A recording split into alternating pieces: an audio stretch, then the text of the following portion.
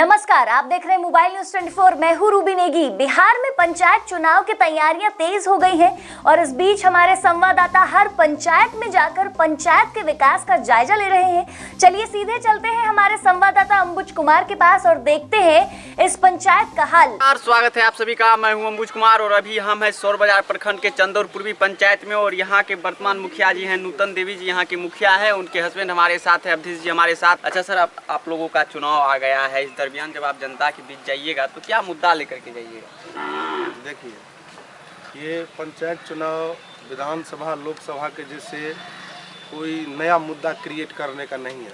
सरकार जो ग्राम पंचायत को सुविधाएं प्रदान करती है उसे आम जनताओं के बीच 100% उस कार्यों को संपादित करना है। इस कार्यों को संपादन में जैसे सरकार का 7 निश्चय कार्य हुआ, उनको हम लोगों के माध्यम से आम जनताओं तक उनका लक्ष्य और लाभ पहुंचाना था, जो आम जनताओं के बीच किया गया और संपादित की जा रही है। मुखिया जी, एक और सवाल है आपसे। बहुत सारे पंचायत के मुखिया जी ये विरोध कर रहे हैं कि नल जल योजना का काम जिस तरह से पंचायत में होना चाहिए उस तरह से नहीं हो रहा है।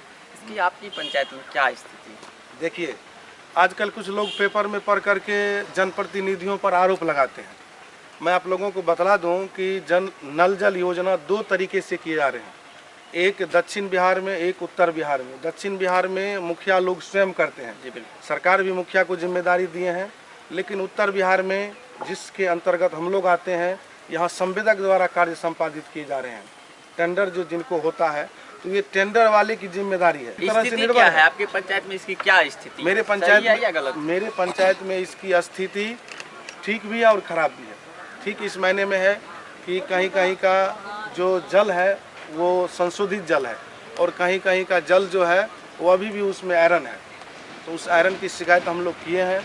उनका जो संवेदक है वो लोग यहाँ से अपने काम में कभी कभी अभिरुचि नहीं लेते देख रहे हैं कि उन लोगों का कहना है कि समय पर हम लोगों का भुगतान नहीं होता है, उनकी भी कुछ समस्याएं हैं। लेकिन हम लोग उनको बराबर जो शेष कार्य है उनके लिए प्रेरित करते रहते हैं और पीएचडी से भी संपर्क में रहते हैं।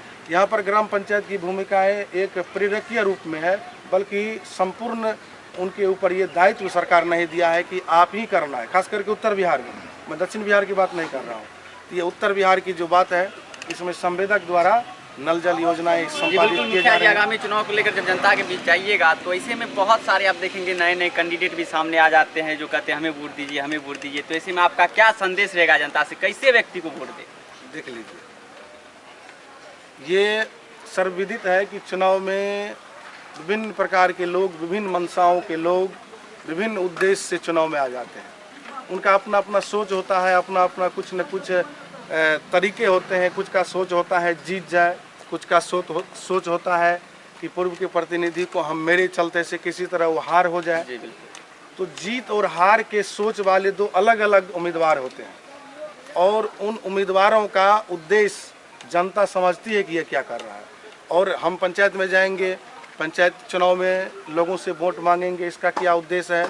पब्लिक भी जान रहा है कि पूर्व से इनका विकास अनवरत जारी है और उसी विकास को अक्षुण्ण बनाए रखने के लिए फिर अपनी ईमानदारी, निष्ठा और कार्य को प्रत्येक व्यक्ति तक सर जनता से क्या उम्मीद लगाए हुए हैं? फिर से आगामी चुनाव को लेकर जनता से क्या उम्मीद है? जनता बेफिक्र है।